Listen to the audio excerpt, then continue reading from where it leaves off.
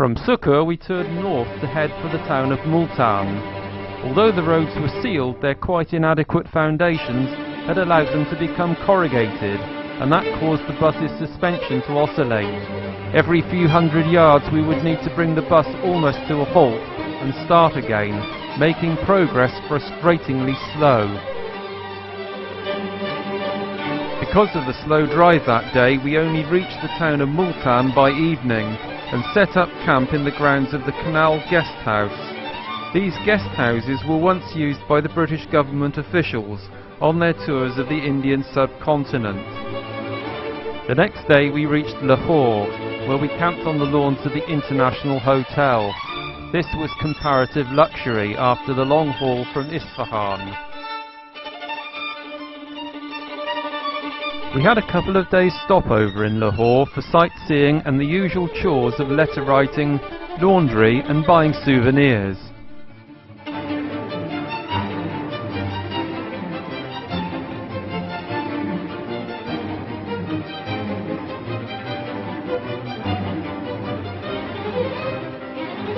From Lahore it was a very short drive to the border crossing into India. The border crossing formalities were completed in around an hour, quite quick according to Tim, our driver, who had gone through the border many times previously. From the border it was another short drive into the town of Amritsar, where we spent the night on the balcony of the local youth hostel. Many of us took the opportunity to visit the Golden Temple of the Sikhs, in my opinion an even better attraction than the more famous Taj Mahal.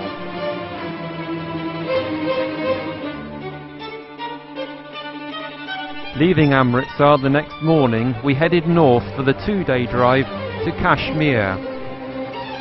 The road was in fairly good condition, but as we began the long climb, progress became slower and slower as our old bus crawled along the mountain roads and hairpin bends.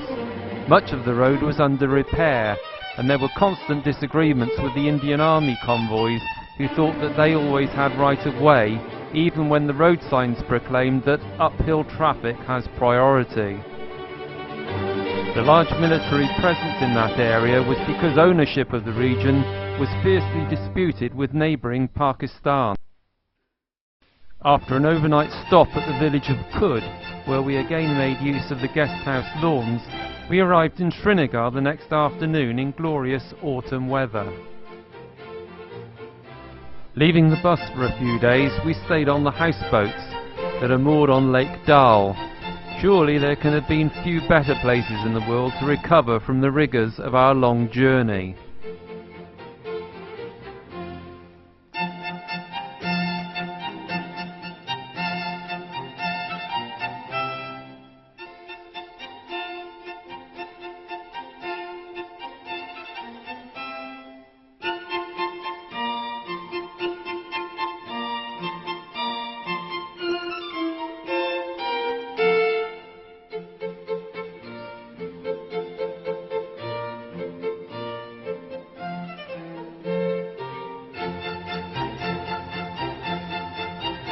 We were sorry to leave the luxury of the houseboats and travel back down to Amritsar.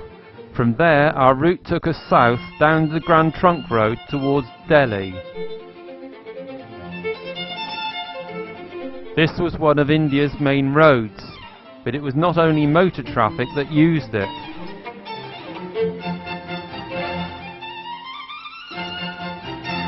Like most roads in India, it was too narrow for two large vehicles to pass each other safely, and accidents were all too common.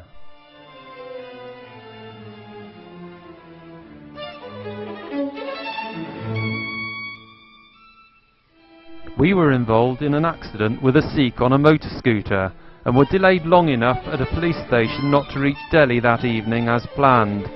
Instead, we found a service station with sufficient lawn space to set up camp for the night, and arrived in Delhi at lunchtime the next day.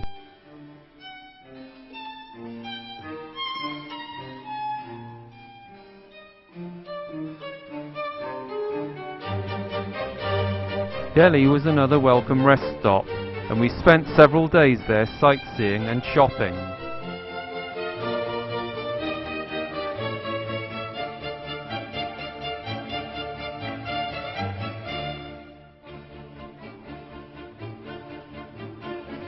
From Delhi we headed first to Jaipur and then on to Agra to see the Taj Mahal. We also stayed the night there at a campsite where we met an Australian man who was cycling home from England.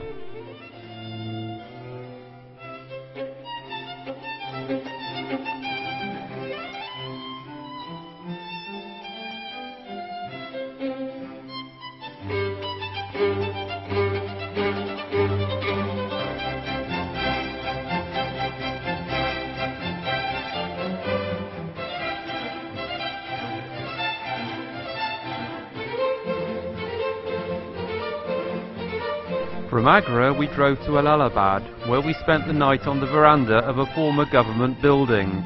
It was hot and noisy due to the traffic, and huge mosquitoes did their best to stop any of us getting some sleep. The next day we had a shorter drive to Varanasi. Abattoirs were a common sight all along our Indian route, with vultures fighting each other and the local dogs for the very few scraps of food that were not used by humans. In Varanasi we stayed at the grandly named Mint House Hotel, formerly the Royal Mint of India. The highlight of our stay in India's most holy of cities was an early morning boat ride on the Ganges River to see the ritual bathing and the Hindu funerals on the Ghats.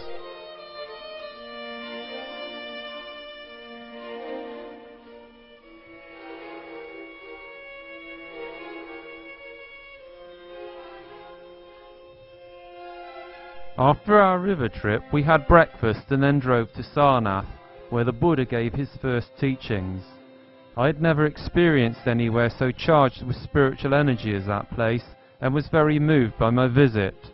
Sadly, we could only stay an hour before we headed on towards the town of Gorakhpur for lunch.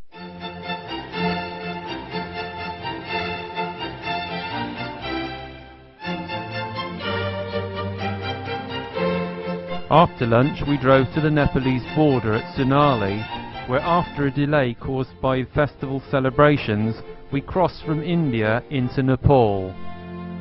The change between India and Nepal couldn't have been more dramatic, leaving the hustle and bustle of India for the tranquility of Nepal. It was already dark as we left the border post, so we drove only as far as Berashawa, where we found accommodation in the beautifully rustic Bini Hotel.